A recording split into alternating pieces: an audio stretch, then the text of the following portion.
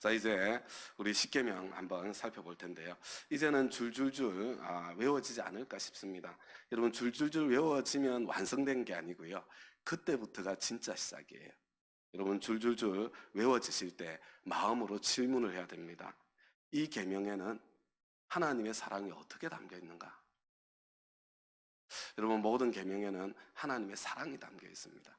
이 계명에는 하나님의 사랑이 어떻게 담겨 있는가? 그것을 질문하시면서 그것을 마음에 새기면서 줄줄줄 외워지고 난 뒤에 그걸 시작하는 거예요.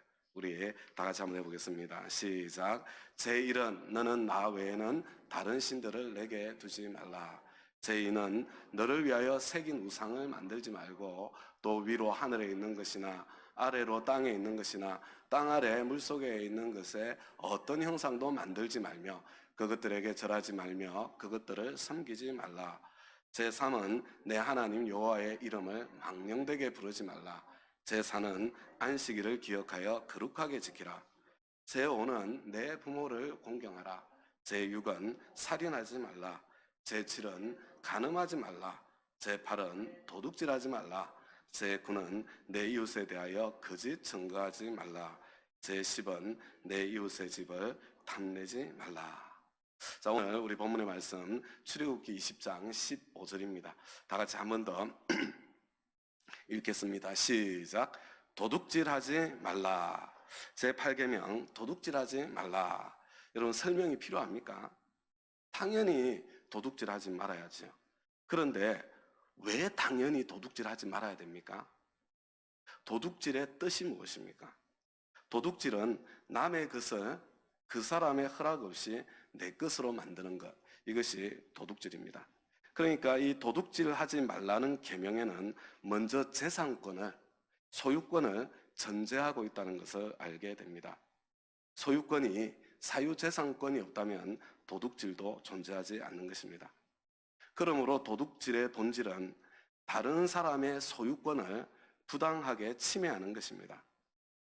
실제로 도둑질을 부연 설명하는 계명들을 살펴보면 다른 사람의 재산권에 피해를 끼치는 모든 경우가 다 도둑질에 해당되고 있다는 것을 알 수가 있습니다. 때로는 몰래 하고, 때로는 거짓말로 하고, 때로는 폭력을 사용하고, 때로는 부주의해서 남의 재산권에 피해를 끼치고, 때로는 몰라서 남의 소유권을 침해하게 됩니다. 그런데 이 모든 것들이 다 도둑질에 해당됩니다. 도둑질하지 말라는 계명은 다른 사람에게 어떤 손해도 끼치지 말라, 그런 계명입니다. 다 같이 출애굽기 22장 1절부터 4절까지 말씀을 함께 한번 읽어보도록 하겠습니다. 시작. 어떤 사람이 소나 양을 도둑질하여 그것을 잡거나 팔면 그는 소 한 마리에는 소 5마리로 양 한 마리에는 양 4마리로 갚아야 한다. 훔친 것은 반드시 물어내야 한다. 그가 가진 것이 아무것도 없으면 자기 몸을 종으로 팔아서라도 훔친 것은 물어내야 한다. 그가 도둑질한 짐승이 소든지 나귀든지 양이든지 아직 산채로 그의 손에 있으면 그는 그것을 2갑절로 물어주어야 한다.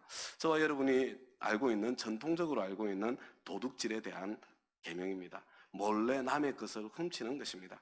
그런데 몰래 훔쳐서 남의 재산권에 피해를 끼쳤을 경우에는 반드시 배상을 해야 합니다. 자기 몸을 종으로 팔아서라도 배상해야 합니다. 적게는 2배로, 많게는 5배로 배상하게 했습니다. 그런데요, 하나님께서는 다른 계명에 대해서는 처벌이 정말로 엄격했습니다. 살인죄나 간음죄에 대해서는 쳐 죽이라고 말씀하셨습니다. 그런데 이 도둑질의 죄에 대해서는 엄격하기는 하지만 그래도 훨씬 더 관대하다는 그런 느낌을 갖게 됩니다. 죄의 무게가 다르다는 말씀이지요. 여러분, 사람의 생명을 해치는 살인죄나 궁극적으로 가정을 파괴하는 간음죄는 하나님께 얼마나 무거운 죄악인지, 얼마나 무서운 죄인지 여러분, 그것을 결코 잊지 말아야 하겠습니다. 그런데 당시 근동에서는 도둑질에 대한 형벌도 매우 엄격했다고 합니다. 작게는 손목을 도끼로 찍어버린다든지, 많은 경우에는 도둑질한 사람도 사형에 처하도록 했다고 합니다. 그러나 하나님께서는 단호하게 처벌하기는 하셨지만 재발을 방지하는 데 초점을 맞추고 있는 것 같습니다. 도둑질이라는 범죄가 주로 가난과 관련되어 있기 때문에, 가난해서 도둑질하는 사람들도 있기 때문에 가난한 자에 대한 사랑이 여기에도 묻어나고 있는 것이 아닌가, 그런 생각을 해보게 됩니다. 내가 남의 것을 훔치지만 않았다면, 그렇다면 나는 제8계명을 잘 지키고 있고 도둑질을 하고 있지 않는 것입니까? 출애굽기 22장 5절과 6절 말씀을 함께 한번 읽겠습니다. 시작. 어떤 사람이 밭이나 포도원에서 집 짐승을 풀어놓아서 풀을 뜯게 하다가 이 집 짐승이 남의 밭의 농작물을 모두 뜯어먹었으면 그는 자기 밭에 가장 좋은 소출과 자기 포도원에 가장 좋은 소출로 그것을 물어줘야 한다. 불이 나서 가시덤불로 옮겨 붙어서 남의 낫갈이나 거두지 않은 곡식이나 밭을 태웠으면 불을 놓은 그 사람은 그것을 반드시 물어주어야 한다. 둘 다 나의 부주의함으로 다른 사람에게 재산상의 피해를 입힌 경우입니다. 하나님께서는 이런 것들도 도둑질의 범주에 포함시키시는 것 같습니다. 하나님께서는 각 사람의 재산권을 소중히 여기시고 저와 여러분의 재산권을 지켜주시기 위해서, 왜냐하면 약자의 것은 누군가 지켜줘야 되거든요. 저와 여러분이 약한 사람들이기 때문에 저와 여러분의 재산권을 지켜주시기 위해서 이와 같은 계명을 주시고 계신 것입니다. 사랑의 표현입니다. 레위기 6장 2절에서 5절 우리 한번 같이 읽어보겠습니다. 시작. 누구든지 나 주에게 성실하지 못하여 죄를 지으면, 한 장 넘겼어요. 예. 안 넘어가고 있군요. 예. 아니, 없어요? 제가 읽어드리겠습니다. 레위기 6장 2절에서 5절 말씀이에요. 누구든지 나 주에게 성실하지 못하여 죄를 지으면 곧 이웃이 맡긴 물건이나 담보물을 속이거나 도둑질하거나 그것을 강제로 빼앗거나 남이 잃어버린 물건을 줍고도 감추거나 거짓 증언을 하거나 사람이 하면 죄가 되는 일들 가운데서 어느 하나라도 하면, 그래서 그가 그런 죄를 짓고 유죄 판결을 받으면 그는 자기가 강도질을 하여 훔친 물건이든 강제로 빼앗아서 가진 물건이든 맡고 있는 물건이든 남이 잃어버린 물건을 가지고 있는 것이든 거짓으로 증언하면서까지 자기의 것이라고 우긴 물건이든 모두 물어내야 한다. 그는 이 모든 것을 모자람 없이 다 갚아야 할 뿐 아니라 물어내는 물건값의 5분의 1에 해당하는 값을 보태어 본래의 임자에게 갚되 속건 재물을 바치는 날로 갚아야 한다. 이렇게 말씀하고 있어요. 좀 길게 되어 있지만은요, 도둑질을 설명하는 이 흐름 안에서 있는 말씀이에요. 도둑질의 범위 안에 몰래 훔치는 것을 넘어서 강제로 빼앗는 것, 담보물을 속이는 것, 남이 잃어버린 물건, 주 물건을 주인에게 돌려주지 않는 것, 거짓말을 해서 이익을 취하는 것, 모두 다 도둑질에 포함시키고 있는데, 그런데 2절 말씀에 보면요, 이렇게 돼 있어요. 누구든지 나 주에게 성실하지 못하여 죄를 지으면, 이렇게 돼 있는 거예요. 남의 재산권에 내 책임으로 손해를 끼치면 그것은 근본적으로 하나님께 성실하지 못한 것이다. 이렇게 말씀하고 있는 겁니다. 그래서 그 손해를 그 사람에게 배상해야 할 뿐만 아니라 하나님께 속건제를 드려서 회개하게 하고 있는 것을 보게 됩니다. 왜 저와 여러분이 도둑질을 하지 말아야 하는지 분명해지는 것 같습니다. 여러분, 각 사람의 개인 소유는 하나님께서 그에게 맡기신 것이고, 그래서 타인의 재산권을 침해하는 것은 하나님의 주권을 침해하는 것이라고 그렇게 말씀해주고 있는 것입니다. 하나님께서는 저와 여러분에게 다른 사람의 소유권을 하나님의 소유권처럼 존중히 여길 것을 명하고 계신 것입니다. 하나님께서는 저와 여러분의 소유권도 그토록 존중해 주십니다. 그렇다면 저와 여러분의 생각이 좀 복잡해집니다. 그렇다면 도둑놈들이 도둑질해서 쌓은 재산도 하나님께서 맡기신 것인가? 그런 도둑놈들의 건 내가 조금 도둑질한다, 그게 무슨 크게 문제가 되나? 그런 놈들의 것을 빼앗아서 가난한 사람들에게 나눠준다면 그게 무슨 문제가 되는가? 그래서 홍길동 같은 사람이 나타나면 거기에 열광하죠. 홍길동이 도대체 무엇을 잘못했다는 말인가? 제가 지금 답을 드리겠다는 것이 아니라 도둑질 하지 말라는 계명이 그렇게 단순한 계명이 아니라고 말씀드리고 싶은 거예요. 이사야 1장 23절 다 같이 한번 읽어보겠습니다. 시작. 너의 지도자들은 주님께 반역하는 자들이요 도둑의 짝이다. 모두들 뇌물이나 좋아하고 보수나 계산하면서 쫓아다니고 고아의 송사를 변호하여 주지 않고 과부의 하소연점은 귓전으로 흘리는구나. 여러분, 일터에서, 지금 일터의 이야기잖아요. 자기 책임을 다하지 않고 꼬박꼬박 보수나 받아내고 뇌물을 받아먹는 것도 하나님께서는 도둑질과 마찬가지라고 지금 말씀하고 있는 것 같습니다. 우리 일상생활 가운데 도둑질에 해당되는 것이 참 많은 것 같습니다. 다른 사람의 재산권을 침해하는 것이 다 도둑질이라면 여러분, 이것들 외에 어떤 것들이 있겠습니까? 다 성경에 나오는 것들이에요. 저울을 속이는 것, 별로 아프지도 않는데 필요 이상으로 병원에 오래 머물러 있어서 보험금을 과도하게 타내는 것, 폭리를 취하는 것, 지적재산권, 저작권 침해하는 것, 컴퓨터 프로그램 몰래 복제해서 사용하거나 가요든 찬양이든 노래를 불법 다운로드 받아서 그렇게 사용하는 것, 세금을 탈세하는 것, 직장 물건을 내 마음대로 개인적으로 사용하는 것, 시간은 돈인데 직장에서 개인적인 일로 시간을 소비하는 것, 허락 없이. 여러분, 이 모든 것들이 하나님께서는 다 도둑질이라고 말씀하십니다. 여러분, 마음이 답답하지 않습니까? 온 세상이 다 도둑질로 작동되는 것 같잖아요. 이런 세상에서 어떻게 바르고 정직하게 도둑질하지 않으면서 살 수 있습니까? 하나님 말씀대로 살려고 하는 정직한 사람들만 바보되고 고통당하고 손해보는 것 같지 않습니까? 하나님께서 지금 당장에 이 세상을 심판하신들, 하나님 왜 이렇게 하십니까? 우리가 정말로 따질 수 있겠습니까? 계명 하나하나를 뜯어보고 살펴보면 살펴볼수록 오히려 하나님께서 오래 참으시고 또 오래 참으시고 지금 꾹꾹 참으시면서 계신 것 같지 않습니까?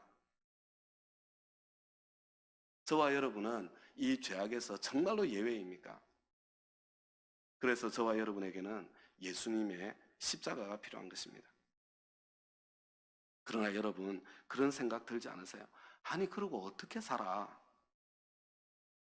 세금 다 내고 어떻게 사업해? 그러면 도대체 얼마가 적절한 마진이라고 해야 돼? 여러분, 요즘 배민이 사업을 하고 있는 것입니까? 도둑질을 하고 있는 것입니까? 지금 조세 제도가 정당한가? 헌금은, 세금은 하나님 뜻대로 제대로 사용되긴 하나? 도둑놈들한테 제대로 내야 되는 건가? 도둑놈들의 것을 내가 좀 보관하면 안 되나? 차라리 내가 더 정당하게 바르게 쓰면 그게 더 낫지 않나? 보험금 다 내는 건 뭐가 잘못됐나? 내가 정직하면 보험회사가 돈 벌지. 이미 폭리를 취하고 있는데 실제로 가입자들에게 혜택으로 뭐가 돌아가나? 어차피 나쁜 놈들이 가져갈 것, 착한 내가 가져오는 것이 더 낫지 않나? 나만 정직하게 살겠다 발버둥 치다가 결국 내 가족만 고생하는 것 아닌가? 여러분, 온갖 생각이 꼬리에 꼬리를 물고 저와 여러분에게 찾아오지 않습니까? 지금 답을 다 드리겠다는 것이 아니라 도둑질하지 말라는 계명이 그렇게 간단한 계명이 아니다. 쉬운 계명이 아니다. 그것을 말씀드리는 것입니다. 도둑질은 가난과 적지 않은 관련이 있습니다. 너무 가난해서 도둑질을 했다면, 그렇다면 그것은 어떻게 될까요?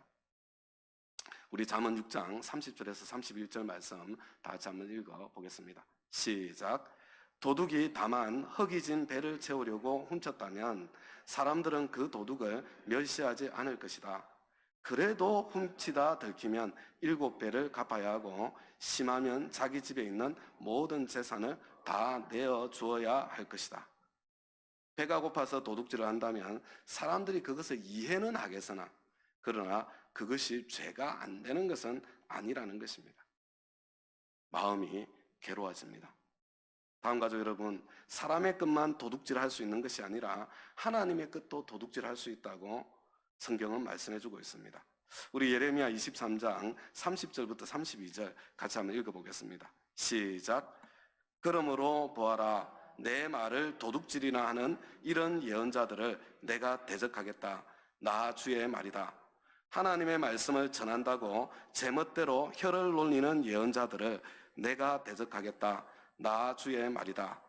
허황된 꿈들을 예언이라고 떠들어대는 자들을 내가 대적하겠다. 나 주의 말이다. 그들은 거짓말과 허풍으로 내 백성을 그릇된 길로 빠지게 하는 자들이다. 나는 절대로 그들을 보내지도 않았으며 그들에게 예언을 하라고 명하지도 않았다. 그러므로 그들은 이 백성에게 아무런 유익도 끼칠 수 없는 자들이다. 나 주의 말이다. 하나님의 말씀을 도둑질할 수 있다고 합니다. 다른 말로 하면 하나님의 권위를 도둑질하는 것이지요. 자기 말을 하나님께서 말씀하셨다고 떠드는 것입니다. 여러분, 이것은 두려운 것입니다. 하나님께서 말씀하셨습니다. 이런 이야기는 쉽게 해서는 안 되는 것입니다. 하나님께서 말씀하신 것처럼 느껴졌습니다. 저에게 이런 생각이 들었습니다. 여러분, 정직하게 표현해야 됩니다. 저 역시 마찬가지입니다. 제가 하고 싶은 이야기가 아니라 성경이 말씀하고 있는 것을 여러분에게 전할 수밖에 없습니다. 성경은 이렇게 말씀하고 있습니다. 저는 이렇게 해석합니다. 말씀과 해석을 구분하려고 노력하는 것입니다. 말라기 우리 3장 8절부터 10절을 같이 한번 읽겠습니다. 시작. 사람이 하나님의 것을 훔치면 되겠느냐? 그런데도 너희는 나의 것을 훔치고서도 우리가 주님의 무엇을 훔쳤습니까? 하고 되묻는구나. 11조와 헌물이 바로 그것이 아니냐? 너희 온 백성이 나의 것을 훔치니 너희 모두가 저주를 받는다. 너희는 온전한 11조를 창고에 들여놓아 내 집에 먹을 거리가 넉넉하게 하여라. 이렇게 바치는 일로 나를 시험하여 내가 하늘 문을 열고서 너희가 쌓을 곳이 없도록 복을 붙지 않나 보아라. 나 만군의 주의 말이다. 하나님의 권위만 훔칠 수 있는 것이 아니라 하나님의 소유도 훔칠 수 있습니다. 하나님의 것을 도둑질할 때에 두려운 것은 아간의 범죄를 기억하시지요. 하나님께 드려진 것을 도둑질하여 헌금을 개인적으로 착복해서 사용하는 건 무서운 죄입니다. 자기 소유로 삼으면 자기 자신 전체가 하나님께 바쳐져서 자기 자신도 헤렘이 된다는 것은 참으로 두려운 일이지요. 한 장 넘겨 여호수아 7장 11절과 12절 같이 한번 읽겠습니다. 시작. 이스라엘이 죄를 지었다. 나와 맺은 언약 지키라고 명령한 그 언약을 그들이 어겼고 전멸시켜서 나 주에게 바쳐야 할 물건을 도둑질하여 가져갔으며 또한 거짓말을 하면서 그 물건을 자기들의 재산으로 만들었다. 그래서 이스라엘 자손은 원수를 대적할 수 없었고 원수 앞에서 패하여 물러섰다. 그들이 자청하여 저주를 불러들여서 그들 스스로가 전멸시켜야 할 물건이 되었기 때문이다. 너희들 가운데서 전멸시켜 나 주에게 바쳐야 할 물건을 없애지 아니하면 내가 다시는 너희와 함께 있지 않겠다. 어제도 제가 말씀드렸지만 십계명을 설교하면서 마음이 많이 무겁고 마음이 많이 괴롭습니다. 도무지 지킬 수 없을 것 같은 계명을 말씀드려서 안 그래도 힘든 때에 죄책감만 더하게 하는 것 아닌가. 이 시대에 자유는커녕 오히려 짓눌려 살게 만드는 것은 아닌가. 거꾸로 이것은 도무지 지킬 수 없는 거야. 말도 안 돼. 난 못해. 패배감만 생기게 하는 것은 아닌가. 그런 생각이 들어서 마음이 무겁고 안타까워요. 다음 가족 여러분, 만약 저와 여러분의 마음속에 절망감이 밀려온다면, 그래서 저와 여러분에게 절망감이 밀려오지 않을 수 없기 때문에, 그래서 저와 여러분에게는 예수님의 십자가가 필요한 것입니다. 그래서 예수님께서 십자가 고난을 지신 것입니다. 그것밖에 안 되는 저와 여러분을 위해서 기꺼이 십자가의 길을 걸어주신 것입니다. 솔직하게 내 있는 모습 그대로를 인정하시고, 제가 말씀드린 나는 왜 이 모양이야, 죄책감에 좀 주눅들지 마시고요. 이게 내 모습이구나. 주님, 이게 나예요. 나는 이것밖에 되지 않아요. 나는 정말 주님의 도우심이 필요해요. 마음속에 죄책감의 정죄가 밀려올 때, 그래 나 이것밖에 안 된다, 그래서 어쩌라고, 그래서 나에게는 예수님이 필요한 거야, 그러니까 내가 예수 믿지. 여러분 그렇게 외치시기 바라요. 여러분 나보다 더한 날강도들도 얼마나 뻔뻔스럽게 잘 살고 있습니까? 여러분 과도한 죄책감에 눌려서 살지 마시기 바라요. 십자가를 바라보시기 바랍니다. 그러나 구원은 있잖아요. 십자가의 은혜로 받고 누리는 거예요. 지금 우리가 이야기하고 있는 것은 이 계명을 통해서요, 구원에 대한 이야기가 아니라 축복에 대한 이야기를 하고 있는 겁니다. 하나님의 축복을 받으시려면, 하나님께서 주시는 땅의 복까지 누리시려면, 하나님께서 이 땅에서 구체적으로 나와 동행하시는 그 능력을 체험하시려면 하나님의 방법을 선택해야 합니다. 죄의 길로 재산이 넉넉해져도 그거는 절대로 제대로 누릴 수가 없습니다. 그러나 하나님의 길에 서 있으면 마음의 기쁨도 있고요, 그리고 또 결국은 약속대로 땅의 복도 누리게 되어 있습니다. 그래서 어떻게 할까요? 온 세상이 도둑질의 원리로 돌아가고 있는데 어떻게 하는 것이 그리스도인다운 것이 되겠습니까? 제가 오늘 몇 가지만 말씀드리고요, 오늘 메시지를 마무리하려고 합니다. 우리 누가복음 16장 9절 같이 한번 읽겠습니다. 시작. 그러므로 내가 너희에게 말한다. 불의한 재물로 친구를 사귀어라. 그래서 그 재물이 없어질 때에 그들이 너희를 영원한 처소로 맞아들이게 하여라. 여러분 세상 돈 있잖아요. 아무리 깨끗하게 벌려고 해도 불의할 수밖에 없는 것이 돈입니다. 많이 쌓아놓은 만큼 불의가 가득 차 있을 수밖에 없어요. 아무리 노력해도. 그래서 여러분 도둑질 하지 말라, 이 계명을 지키는 삶, 저는 여러분들이 거꾸로 지킬 수 있기를 바랍니다. 첫 번째요, 베풀고 나누는데 힘쓰시기 바랍니다. 내 형편 안에서 최선을 다해서 베풀고 나누시기를 노력하시기 바랍니다. 불의한 재물로 친구를 사시기 바래요. 우리 한 장 넘겨서 누가복음 16장 10절에서 11절 같이 읽겠습니다. 계속되는 말씀이에요. 시작. 지극히 작은 일에 충실한 사람은 큰 일에도 충실하고 지극히 작은 일에 불의한 사람은 큰 일에도 불의하다. 너희가 불의한 재물에 충실하지 못하였으면 누가 너희에게 참된 것을 맡기겠느냐. 둘째로요, 하나님께서는 이 돈의 영역, 재산의 영역이 지극히 작은 일이라고 말씀하세요. 이 일에 훈련되어져야 하나님께서 진짜를 맡기실 수 있다는 이야기입니다. 도무지 도둑질하지 않고서는 살 수 없을 것 같은 현실 속에서 하나님께서 나를 훈련시키시고 하나님께서 나를 다듬고 계시다는 거예요. 아, 지금 이것이 하나님께서 나를 훈련시키는 현장이구나. 그것을 믿음으로 받아들이시고요, 여러분 훈련의 기회로 삼으시기 바랍니다. 여러분 훈련할 때는요 좀 실패해도 돼요. 훈련할 때는 좀 넘어져도 괜찮습니다. 여러분 훈련할 때는 그냥 포기하지 않으시면 돼요. 훈련할 때는 전진하시면 됩니다. 훈련할 때는 좋아지고 있으면 되는 거예요. 여러분 안 된다 이렇게 생각하지 마시고요, 하나님께서 나를 훈련하고 계시는구나 그렇게 생각하시고 지금 있는 이 자리에서 한 걸음 더 정직하게, 한 걸음 더 바르게 살기를 계속해서 노력하시기 바랍니다. 우리 계속 이어지는 거예요. 12절과 13절 읽겠습니다. 시작.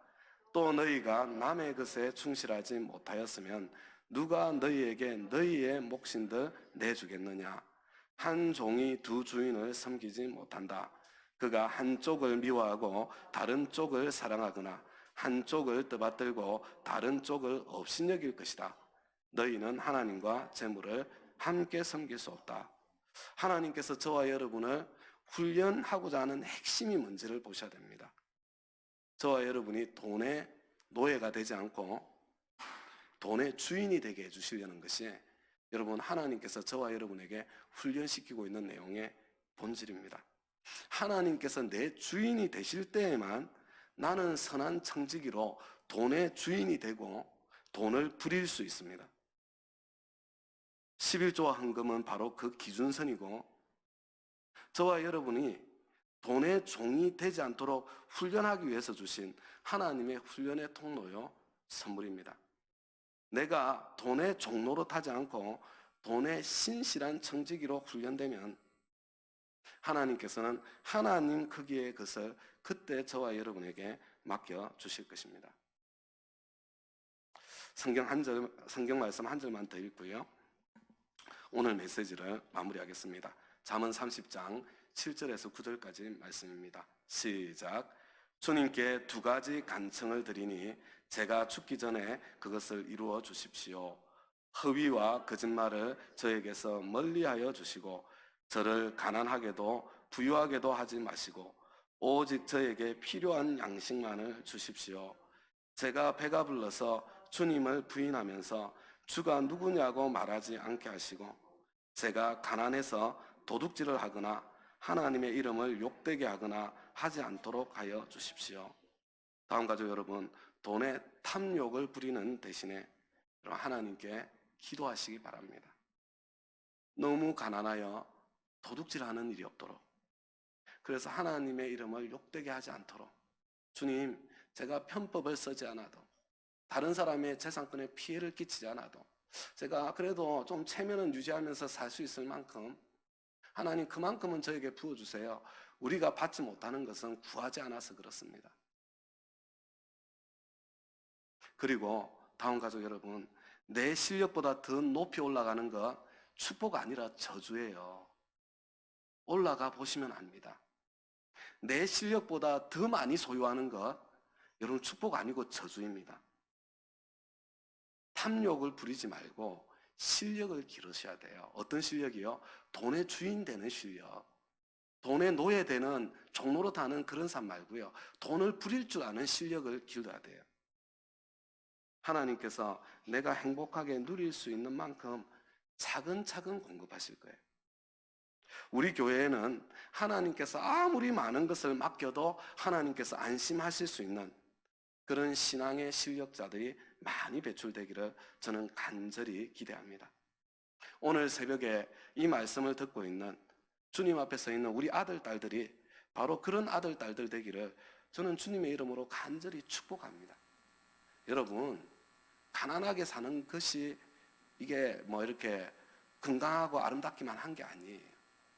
여러분, 하나님께서 땅의 복까지 약속하셨는데 왜 그것을 거절해요? 내가 그것 때문에 망하지 않도록, 그것 때문에 참 하나님께 욕되지 않도록 나를 키우고 훈련하고 실력을 길러서 그것을 부리고 하나님께서 원하시는 통로로 사용돼야지. 그러나 바늘 도둑이 소도둑 된다는 말이 있습니다. 3살 버릇 8까지 간다는 말도 있고요. 우리 조상들의 지혜가 담겨 있는 말입니다. 하나님께서 그렇게 내 아들, 딸을 써주시기를 기대하신다면, 내 아들, 딸 하나님께서 만들어주시는 그런 부자가 되기를 원하신다면, 사람의 것이든 하나님의 것이든 도둑질의 나쁜 습관 어려서부터 생기지 않도록, 작은 것에서부터 생기지 않도록 여러분 단호하게 가르치시고 단호하게 기르시는 것이 매우 매우 중요합니다. 이제 우리 다 같이 기도하겠습니다. 우리 첫 번째는요, 우리 이번 기간에 제일 중요한 것은 내 모습을 있는 그대로 하나님 앞에 인정하기, 이게 회개의 출발이거든요. 이게 무슨 도둑질이에요? 그거 말고요. 주님 맞습니다.